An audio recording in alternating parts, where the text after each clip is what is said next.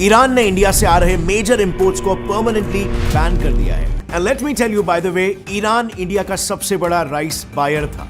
India का 75% rice export Middle East ही जाता है। और चाय की बात करें तो again Iran tops the list of Indian tea buyers. Well, clearly यहां पर रीजंस जो है वो पॉलिटिकली मोटिवेटेड है। वेल, अगर न्यूज मीडिया की बात करें तो सडन बैन के पीछे ईरान ने ऑफिशियली कोई रीजन नहीं बताया, लेकिन हाई चांसेस है कि ये सिर्फ ईंट का जवाब पत्थर स्ट्रैटेजी है।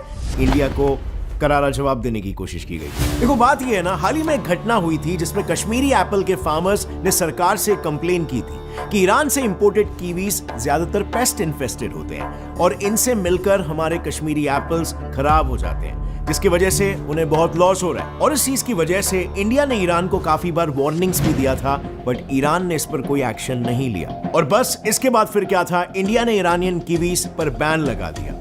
और इसी के एग्जैक्ट जवाब में ईरान ने इंडिया का राइस और चाय बैन कर दिया, लेकिन वो भी बहुत स्लाइली। ईरान ने पहले से ही अपने चाय सप्लाई की सेटिंग इंडिया के ही नेबर श्रीलंका से कर ली थी और फिर इंडिया के ऊपर अचानक से ये चाल खेल लिया।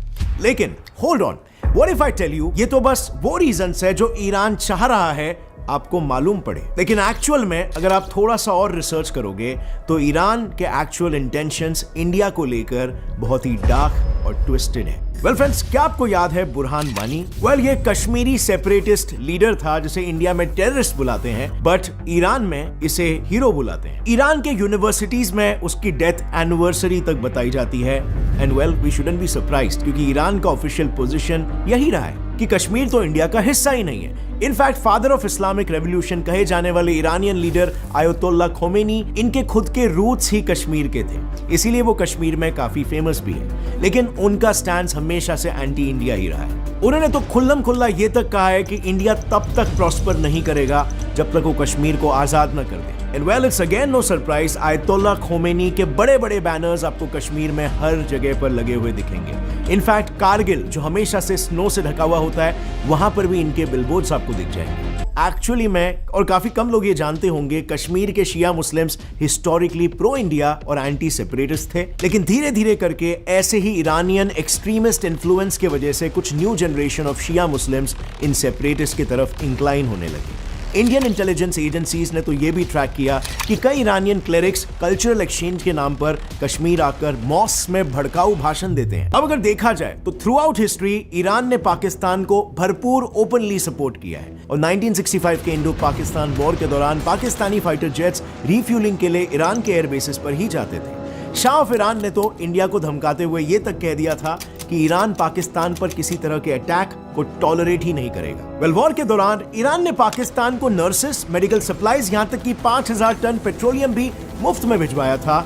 एंड 1971 वॉर में भी ईरान ने पाकिस्तान को पूरा मिलिट्री मटेरियल और डिप्लोमेटिक बैकिंग दी। और फ्रेंड्स, अगर आज की बात भी करें तो यही ओपन सपोर्ट आज भी दिखता है, क्योंकि आर्टिकल 370 के हटाने पर ईरान ने इंडिया को ओपनली कंडेम किया। अब ईरान के इस बैन का एक स्पेकुलेशन ये भी है कि रिसेंटली इंडिया ने वेस्ट एशियन क्वाड यानी I2U2 ग्रुप को ज्वाइन किया है। और प्रॉब्लम यह है कि इस ग्रुपिंग के ये तीनों भी देश जो है वो ईरान के पक्के दुश्मन हैं। अब इन सब के अलावा एक और एक इंटरेस्टिंग रीजन भी है। आप लोगों को पता होगा अभी हाल ही में श्रीलंका एक मेजर क्राइसिस से गुजर रहा है और ईरान ने इसी बात का फायदा उठाया। वेल, श्रीलंका के ऊपर ऑलरेडी ईरान का $250 मिलियन का डेट है। सो ईरान ने डिमांड किया कि इस डेट की रीपेमेंट श्रीलंका डॉलर्स में नहीं बल्कि टी एक्सपोर्ट्स करके करे। इससे ईरान के दो फायदे हुए।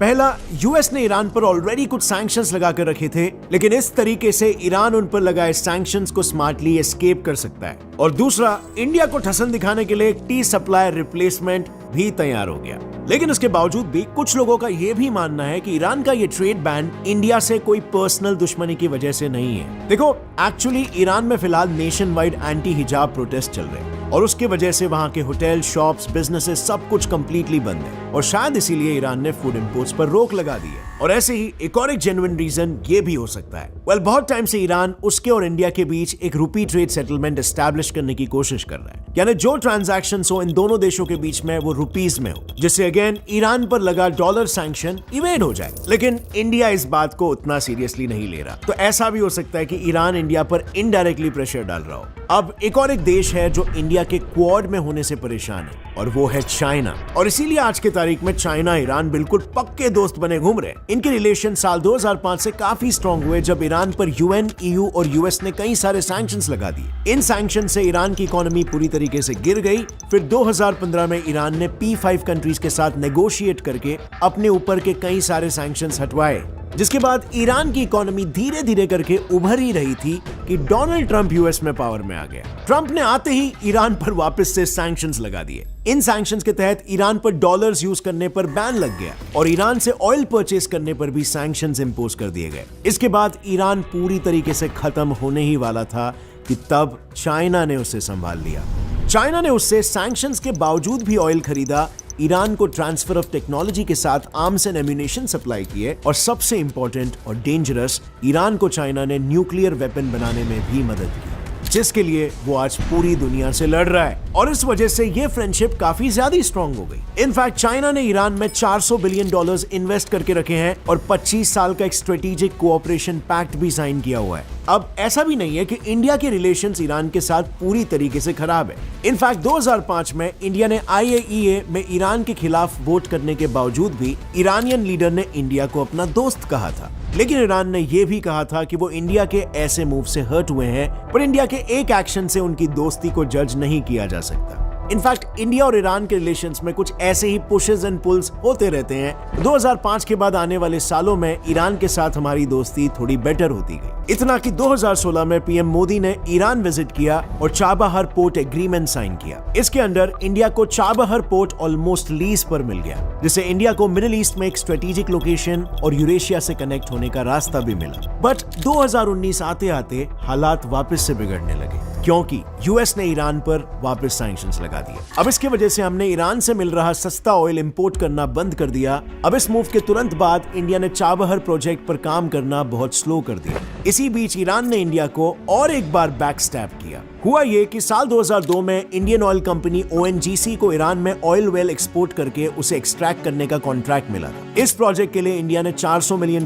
भी इन्वेस्ट किए थे और साल 2009 में ये मेहनत रंग लाई, क्योंकि ONGC को ऑयल वेल मिल गई। ऑयल वेल मिलते ही ईरान ने ONGC से कॉन्ट्रैक्ट कैंसिल कर दिया, और वो भी ये कहते हुए कि इंडियन ऑफर उन्हें अनसैटिस्फैक्टरी लगा। और आज तक इंडियन गवर्नमेंट ये पैसे वसूल करने में लगी हुई है। अब ये धोखा ईरान इंडिया के साथ कर ही चुका था कि फिर आगे ईरान ने इंडिया का चाबहार रेल प्रोजेक्ट भी कैंसिल कर दिया, और ऊपर से कैंसिलेशन का रीजन ये दिया कि इंडिया प्रोजेक्ट में पैसे देने में डिले कर रहा है। सो अब काइंड ऑफ ये सारी बातें एक तरफ ज्यादा इशारा कर रही है कि अब ईरान इंडिया के साथ अच्छे रिलेशंस नहीं चाहता। But friends, mind you over here, India आज के तारीख में एक ऐसे मुकाम पर है, ईरान चाहे जो कुछ भी कर ले, इंपोर्ट बैन से हमें कुछ फर्क नहीं पड़ने वाला।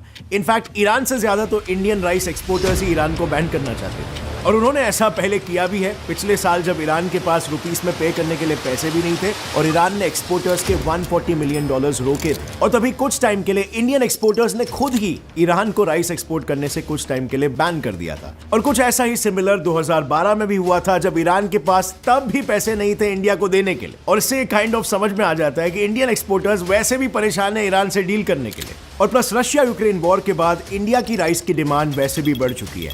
सऊदी जैसे कंट्रीज इंडिया से हैवी राइस इंपोर्ट कर रहे हैं, और इसीलिए आज इंडिया दुनिया का लार्जेस्ट राइस एक्सपोर्टर बन चुका है। और बस इसी साल राइस एक्सपोर्ट करके इंडिया को करीबन $10 बिलियन की अर्निंग हुई है। सो इसमें क्लियर लॉस ईरान का है, हमारा नहीं। लेकिन फिर भी फ्रेंड्स, फर्ज अदा करते हुए इंडियन गवर्नमेंट ने हमारे ईरान में मौजूद एम्बेसी के थ्रू ईरान को इंपोर्ट रोकने का रीजन पूछा, बट इसका आज तक हमें कोई रिप्लाई नहीं मिला उनकी तरफ से।